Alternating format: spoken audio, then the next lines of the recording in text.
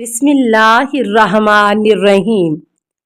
السلام علیکہ یا صاحب العصر والزمان۔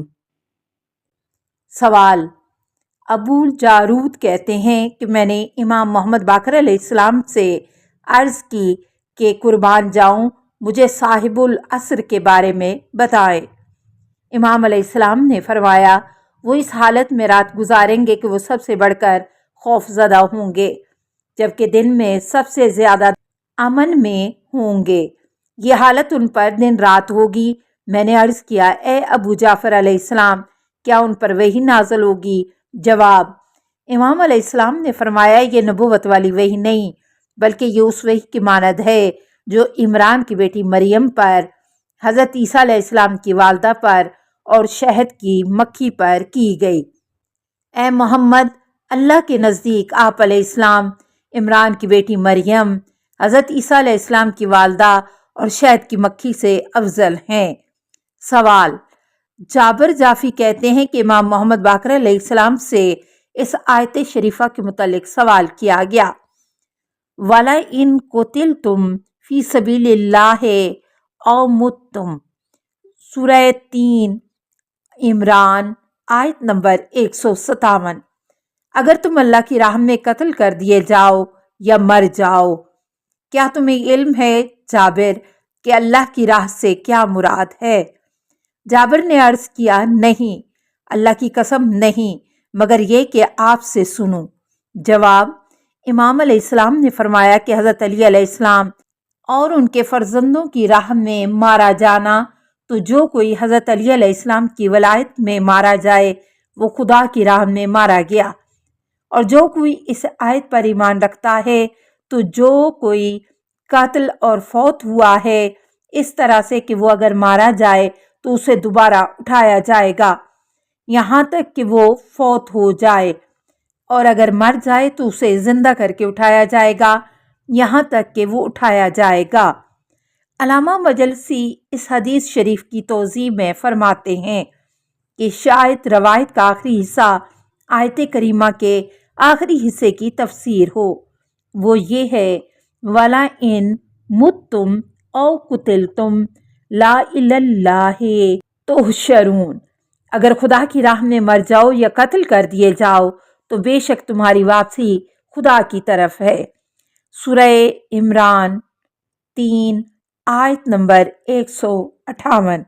بظاہر یہاں حشر سے مراد رجت ہے۔ سوال: جناب زرارہ کہتے ہیں کہ میرے ذہن میں رجت سے متعلق ایک سوال تھا اور میں نہیں چاہتا تھا کہ وہ براہ راست امام محمد باقر علیہ السلام سے پوچھوں، لہٰذا میں نے ایک شائستہ سوال کیا تاکہ اس کے ضمن میں اپنا جواب پا لوں۔ لہٰذا میں نے آپ علیہ السلام سے پوچھا، جو کوئی قتل کیا جائے وہ مر جاتا ہے؟ امام علیہ السلام نے فرمایا، نہیں، بلکہ موت اور قتل ہونے میں فرق ہے۔ میں نے عرض کیا، حالانکہ جو کوئی قتل ہوتا ہے حقیقت میں وہ مر جاتا ہے۔ جواب: امام علیہ السلام نے فرمایا، اے زرارہ، اللہ کا فرمان تیرے بیان سے کہیں زیادہ سچا ہے، کیونکہ اللہ تعالیٰ نے قتل ہونے اور وفات پا جانے کے درمیان فرق بیان کیا ہے۔ پھر آپ علیہ السلام نے ان دو آیت کی تلاوت فرمائی، آفا اماتا او قتلا، سورہ آل عمران 3 آیت نمبر 144، وہ مر جائے یا قتل ہو جائے۔ وَلَئِن مُتُّمْ أَوْ قُتِلْتُمْ لَا إِلَى اللَّهِ تُحْشَرُونَ، اور اگر تم مر جاؤ یا قتل کر دیے جاؤ تو بے شک تم اللہ تعالیٰ کی طرف محشور کیے جاؤ گے۔ سورہ آل عمران 3 آیت نمبر 158۔ لہٰذا زرارہ، جو تم نے کہا وہ درست نہیں ہے، بلکہ موت موت ہے اور قتل قتل ہے، جیسا کہ اللہ تعالیٰ کا ارشاد ہو رہا ہے، ان اللہ اشتری من المؤمنین انفسہم واموالہم بان لہم الجنۃ یقاتلون فی سبیل اللہ فیقتلون ویقاتلون وعدا علیہ حقا، سورہ توبہ 9 آیت 111۔ بے شک اللہ مومنین سے ان کی جان و مال کو خرید لیا، اس طرح بدلے میں انہیں جنت دے دی۔ وہ خدا کی راہ میں لڑتے ہیں تو قتل کرتے ہیں تو کبھی خود قتل ہو جاتے ہیں، یہ اللہ کا سچا وعدہ ہے۔ زرارہ نے عرض کی کہ اللہ کا یہ ارشاد کلو نفس ذائقۃ الموت، سورہ آل عمران 3 آیت نمبر 185، ہر ایک نے موت کا ذائقہ چکھنا ہے۔ تو آپ کے خیال میں جو قتل ہو جائے وہ نہیں مرتا؟ امام علیہ السلام نے فرمایا جو کوئی اللہ تعالیٰ کی راہ میں تلوار سے مارا جائے وہ اس شخص جیسا نہیں جو اپنے بستر پر مر جائے، اور جو کوئی بھی قتل ہو جائے وہ ضرور دنیا میں واپس ہو جائے گا، وہ دوبارہ زندہ ہوگا اور پھر مرے گا تاکہ موت کا ذائقہ چکھے۔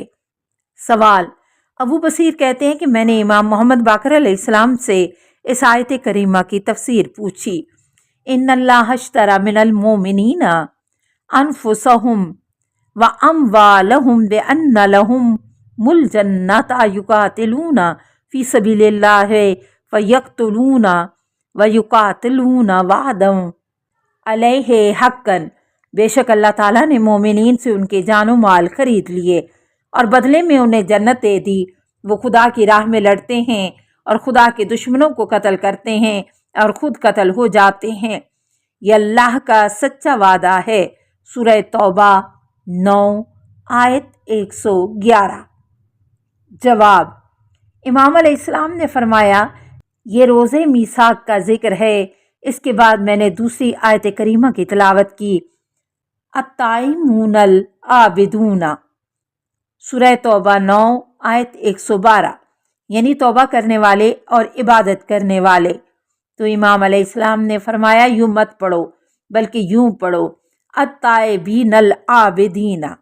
پھر ارشاد فرمایا کہ جب تم انہیں اس وقت دیکھو گے تو یہی لوگ ہیں جن سے رجت کے دن اللہ تعالیٰ ان کے جان و مال کو خرید لے گا، اور ہر مومن کے لیے موت اور قتل ہونا یقینی ہے۔ جو کوئی طبی موت مرے گا وہ اٹھایا جائے گا تاکہ قتل ہو جائے، اور جو کوئی قتل کیا جائے وہ اٹھایا جائے گا تاکہ طبی موت مرے۔ سوال: ابو الصبا کہتے ہیں کہ میں نے امام محمد باقر علیہ السلام سے پوچھا، قربان جاؤں ایک سوال پوچھنا چاہتا ہوں جس کا نام لینا پسند نہیں کرتا۔ امام علیہ السلام نے فرمایا رجت کے متعلق پوچھنا چاہتے ہو؟ میں نے عرض کیا جی ہاں۔ جواب: امام علیہ السلام نے فرمایا رجت قدرت خدا کی نشانی ہے، سوائے فرقہ قدریہ کے کوئی اس کا انکار نہیں کرتا۔